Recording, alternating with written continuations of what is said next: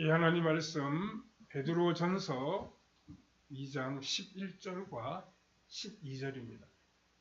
신약성경 379면쯤이 되겠습니다. 379면.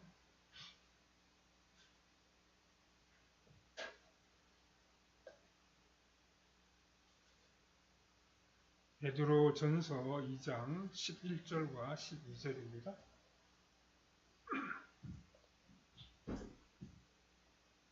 신약성경 379면쯤에 있습니다.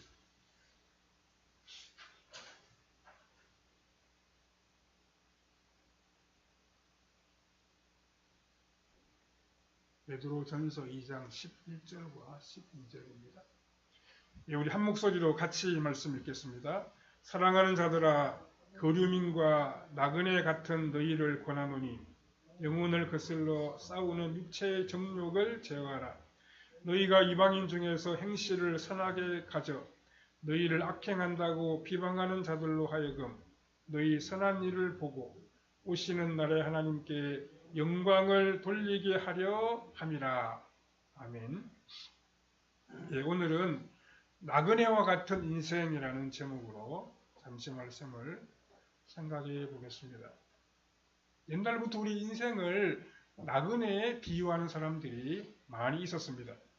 그래서 노래나 문학 작품을 보면 나그네가 적지 않게 등장하고 있습니다.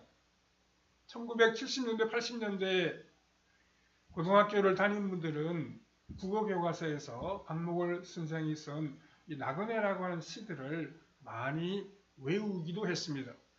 그 나그네라고 하는 시에 보면 강나루 건너 밀밭길을 구름에 달 가듯이 가는 나그네, 길은 메줄기 남도 300리, 술 익는 마을마다 타는 저녁놀, 구름에 달 가듯이 가는 나그네, 이렇게 이 시가 되어 있습니다.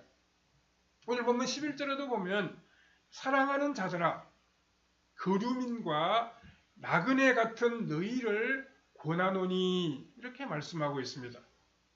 이 나그네라고 하는 말은 우리가 아는 것처럼 자신의 집을 떠나 다른 곳에 잠시 머물러 있거나 여행을 하고 있는 사람을 가리킵니다. 옛날에는 나그네를 과객이라고 불렀습니다. 그러니까 지나가는 사람이다, 그런 뜻이죠. 또 이 거류민이라고 하는 말은 다른 나라의 영토에 머물러 있는 그런 사람들을 가리키는 말입니다. 그래서 일본에 있는 우리나라 사람들, 일본에 살고 있는 이 제1동포들의 모임을 거류민단이다, 제1거류민단이다, 그렇게 부르고 있죠. 그러니까 거류민이라고 하는 것은 다른 나라에 머물러 있는 사람이다, 그런 뜻입니다. 우리 그리스도인들은 우리가 지금 살고 있는 이 세상이 우리가 영원히 살아가야 할 그런 땅이 아닙니다. 우리는 나그네처럼 잠시 지나가는 곳인 이 세상에 살고 있으며 다른 나라에 임시로 머물러 살고 있는 거류민과 같습니다.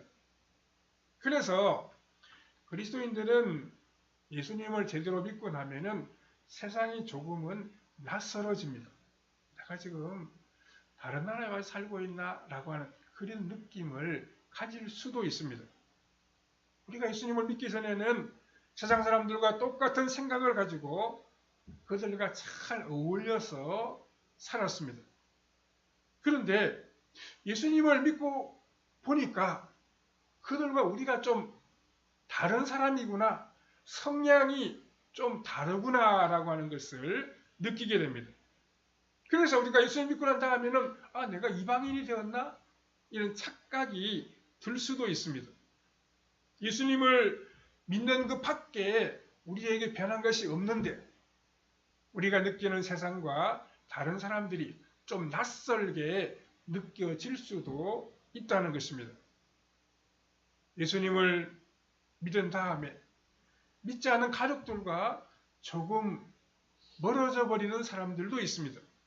직장에서도 불신 동료들과 잘 어울리지 못하는 그런 경우도 경험하게 됩니다. 우리는 우리 주변에 있는 사람들과 잘 어울리지 못하는 것을 우리 자신이 부족해서, 인격에 무슨 문제가 있어서 그런 것이다. 이렇게 생각할 수도 있습니다. 우리가 예수님을 믿기는 하지만 우리가 여전히 못난 구석이 있고 모자라는 부분이 있는 그런 사람들입니다. 그러나 단순히 그런 것 때문에 우리가 불신자들과 잘 어울리지 못하는 것은 아닙니다. 우리의 삶의 모습이 그들과 다르기 때문입니다. 다른 많은 상황들과 관계하면서 이 땅에서 잘 적응하지 못하는 그런 그리스도인들이 있는 것도 사실입니다. 사도 베드로는 우리에게 낯설게 된 이 세상에서 우리가 어떤 자세로 살아가야 실패하지 않고 복된 삶을 살 수 있는지에 대해서 오늘 우리에게 교훈을 하고 있습니다. 첫 번째로 우리의 삶은 나그네와 같습니다. 11절 앞부분에 사랑하는 자들아 거류민과 나그네 같은 너희를 권하노니 라고 했습니다. 옛날에는 먼 곳에 가려고 하면 걸어서 가거나 말이나 낙타를 타고 이동했습니다. 그렇게 하다 보니 여러 낯선 도시와 처음 지나는 마을들을 거쳐 가야 했습니다. 그러다 보니 그곳 주민들은 지나가는 여행객들을 신기한 눈으로 바라볼 때도 있었습니다. 나아가서 지나가는 나그네를 골탕 먹이는 그런 사람들도 없지 않아 있었을 것입니다. 또 인심이 고약한 사람들은 잠도 잘 재워주지 아니했을 것입니다. 거류민과 나그네라는 것은 잠시 그곳에 머물러 있거나 그곳을 지나가는 사람입니다. 본문은 이 세상을 살고 있는 우리 그리스도인들이 바로 거류민이요 나그네라고 표현하고 있습니다. 빌립보서 3장 20절에 그러나 우리의 시민권은 하늘에 있는지라 거기로부터 구원하는 자 곧 예수 그리스도를 기다리노니 라고 했습니다. 우리의 시민권이 천국에 있기 때문에 우리는 이 세상에 영원히 살 것처럼 생각하고 살아가지를 않습니다. 그래서 우리가 예수님을 믿고 난 다음에는 이 세상과의 관계보다 하나님과의 관계가 우리의 삶에 더 중요해졌습니다. 이것이 우리의 삶의 가장 큰 변화라고 이야기할 수 있습니다. 그래서 사람들이 원하고 좋아하는 것을 하지 않고 하나님이 기뻐하시는 일을 우리가 하게 됩니다. 예를 들어서 죽은 조상에게 절을 하는 제사도 우리가 참여하지 않고 음란한 모임에 가지 않으며 덕을 세우지 못할 경우가 많기 때문에 술도 입에 대지를 않습니다. 요한복음 15장 19절에 너희가 세상에 속하였으면 세상이 자기의 것을 사랑할 것이나 너희는 세상에 속한 자가 아니요 도리어 내가 너희를 세상에서 택하였기 때문에 세상이 너희를 미워하느니라 이렇게 말씀하고 있습니다. 세상이 우리를 싫어하고 미워하는 것은 너무나도 당연한 일입니다. 세상 사람들과 우리가 속해 있는 곳이 다르기 때문입니다. 소속이 다르다는 이야기예요. 소속이. 또 세상은 그리스도인들을 좋아하지 않을 뿐만 아니라 핍박을 하기도 합니다. 디모데후서 3장 12절에 무릇 그리스도 예수 안에서 경건하게 살고자 하는 자는 박해를 받으리라 이렇게 말씀했습니다. 우리가 이웃 사람들에게 배척을 당하고 따돌림을 받으면 마음속으로 이상하게 생각할 필요가 없습니다. 그럴 때는 정말 내가 하나님을 제대로 믿는 사람이구나 이렇게 생각해야 됩니다. 우리가 믿지 않은 사람들과 마음이 너무 잘 맞고 그들과 성향이 너무나도 일치한다면 도리어 그것이 더 큰 문제입니다. 그리고 우리는 믿지 않는 사람들에게 우리의 부족한 점을 인정하고 도움이 필요할 때는 도와달라고 말해야 됩니다. 우리 스스로 뭐 고고한 척 그렇게 살아갈 필요가 없습니다. 우리가 부족하면 내 이거 부족하다 좀 도와주십시오. 나 이거 잘 못합니다. 나 좀 봐주십시오. 이렇게 이야기해야 됩니다. 그렇게 하면 그들이 우리를 보고 솔직하고 인간적이라고 생각할 것입니다. 아브라함은 애굽 땅에서 자신의 아내 사라를 아내라고 말하지 않고 누이 동생이라고 그렇게 얘기했습니다. 왜 그랬습니까? 아마 이 사라가 굉장히 당시 예뻤던 모양입니다. 그래서 애굽 사람들이 자신을 죽이고 사라를 빼앗아갈까 봐 아브라함이 그렇게 거짓말을 했습니다. 아브라함이 너무 지나치게 심각하게 생각한 결과 어처구니 없는 문제를 일으키게 된 것입니다. 그런데 아브라함이 나중에 애굽 왕에게 자신의 두려움과 생각을 말했을 때 모든 오해가 풀리고 아브라함이 그곳에서 무사히 나올 수가 있었습니다. 우리는 이 세상에서 설명을 잘 해주지 않아서 오해를 받을 수 있습니다. 그렇게 하지 말고 우리가 솔직하게 우리 사정을 이야기해야 됩니다. 우리가 부족하면 부족하다고 인정해야 됩니다. 그렇게 할 때 우리 세상 사람들과의 간격을 줄여 나갈 수 있습니다. 두 번째로 나그네와 같은 삶을 살 때 우리는 육체의 정욕을 제어해야 됩니다. 나그네가 이 세상을 살 때 가장 위험한 일이 무엇이겠습니까? 한 가지는 목표를 상실해 버리는 것입니다. 목표를 잃어버리면 더 나아가거나 주저앉지도 못하고 같은 자리를 빙빙 돌다가 결국 실패해 버릴 수가 있습니다. 산이나 광야에서 길을 잃어버렸을 때 한참 가다 보면 많이 보았던 곳이 또 나옵니다. 왜 그렇습니까? 그것은 같은 장소를 지금 빙빙 돌고 있기 때문입니다. 나그네가 세상을 살 때 또 한 가지 위험한 것은 방향을 잃어버리는 것입니다. 나그네가 방향을 잃어버리면 잘못 가다가 지쳐서 쓰러지게 되고 나중에는 들짐승의 먹이가 되어버릴 수 있습니다. 그리스도인들의 삶의 방향이나 목표가 세상 사람들과 같을 수가 없습니다. 세상 사람들은 단순히 자신의 이름을 알리는 입신양명이나 돈이나 명예나 권세를 얻는 것이 삶의 목표일 수 있습니다. 그런데 그리스도인들은 자신의 삶의 목표와 방향을 아주 분명히 정해놓고 살아가야 합니다. 그리스도인은 이 세상에서 얼마나 많이 성취했느냐가 아니라 얼마나 다른 사람들을 사랑하고 섬겼느냐 하는 것이 삶에서 가장 중요합니다. 우리는 우리가 가진 능력을 우리가 즐기는 데 쓰지 아니하고 다른 사람들을 섬기고 다른 사람들을 존귀하게 하는 데에 사용해야 합니다. 사실 우리는 하나님의 길이 우리 눈에 보이지 않기 때문에 우리가 나아갈 방향을 잃어버릴 때가 있습니다. 그래서 하나님은 우리에게 길을 잃지 않도록 두 가지의 무기를 주셨습니다. 하나는 성경 말씀입니다. 우리가 이 땅에서 그리스도인의 바른 삶의 방향을 잃지 않는 가장 중요한 방법은 세상에 빠지지 않는 것입니다. 그렇게 하려면 이 세상에 속한 것이 우리 삶의 목표가 되어서는 안 됩니다. 그리스도인들이 좋은 직장을 다니는 것이 중요하고 많은 재산을 가지는 것도 참 좋은 일입니다.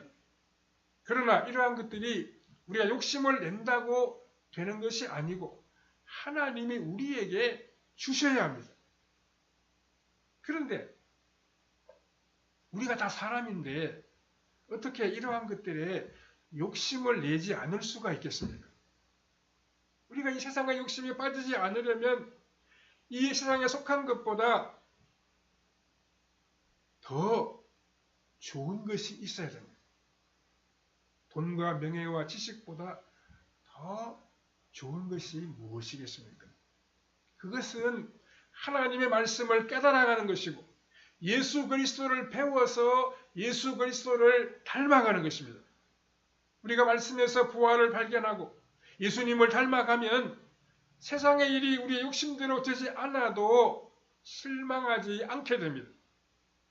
그리고 하나님의 때가 되면 하나님 주시는 놀라운 복이 우리의 삶에 쏟아지게 됩니다. 본문 11절 후반부에 영혼을 거슬러 싸우는 육체의 정욕을 제어하라 라고 했습니다. 육체의 정욕을 제어하라고 한 것은 이 육체의 정욕이 우리의 삶의 방향을 잃어버리도록 만들기 때문입니다.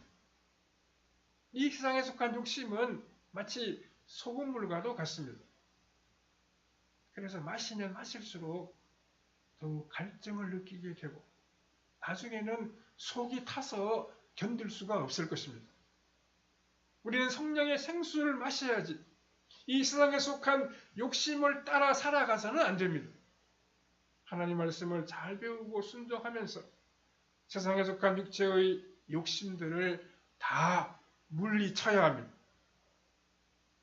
하나님 우리에게 길을 잃어버리지 않도록 하기 위해 주신 또 하나의 무기는 하나님의 능력입니다. 우리 힘으로는 하나님이 원하시는 복된 길로 우리가 갈 수가 없습니다. 하나님이 주시는 능력과 지혜를 우리 모두가 다 받아야 합니다.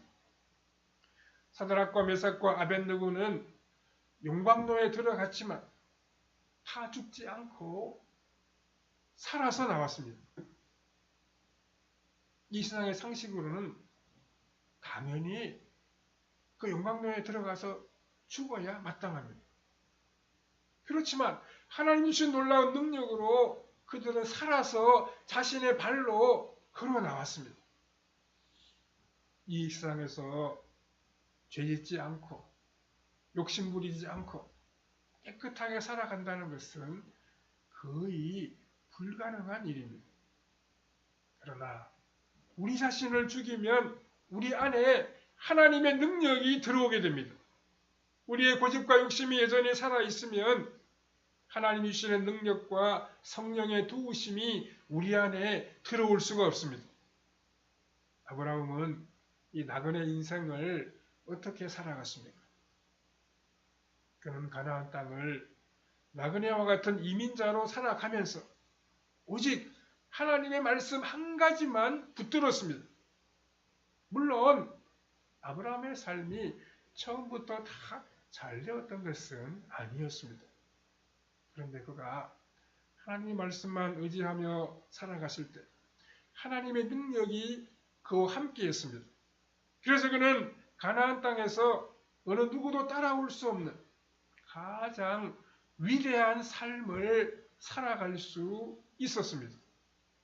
믿음이라는 것은 오직 하나님 말씀 한 가지만을 붙잡고 끝까지 살아가는 것입니다.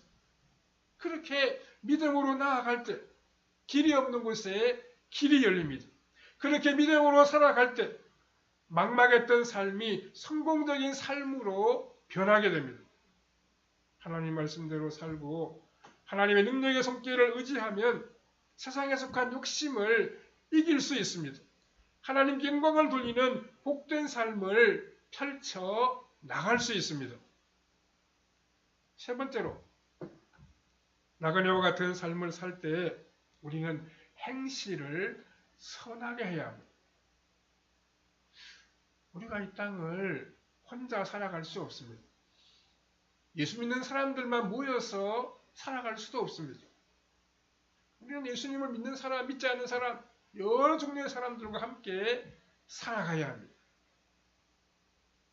그런데 믿지 않는 사람들과 함께 살아가는데 그 믿지 않는 사람들이 예수 믿는 사람들을 참 주시하고 있습니다. 두 눈을 크게 뜨고 지켜보고 있습니다. 12절을 보십시오. 너희가 이방인 중에서 행실을 선하게 가져 너희를 악행한다고 비방하는 자들로 하여금 너희 선한 일을 보고 오시는 날에 하나님께 영광을 돌리게 하려 함이라. 이렇게 말씀하고 있습니다. 우리가 불신자들과 함께 살아가는데 우리의 삶의 모습은 그들과는 전혀 다릅니다. 세상 사람들은 자신들이 가지고 있는 모든 것을 다 동원하여 이 땅에서 원하는 것을 가지려고 합니다. 그러나 우리는 그렇게 할 수는 없습니다. 오직 하나님께서 우리에게 주실 것을 믿고 하루하루 우리는 성실하게 살아갈 뿐입니다.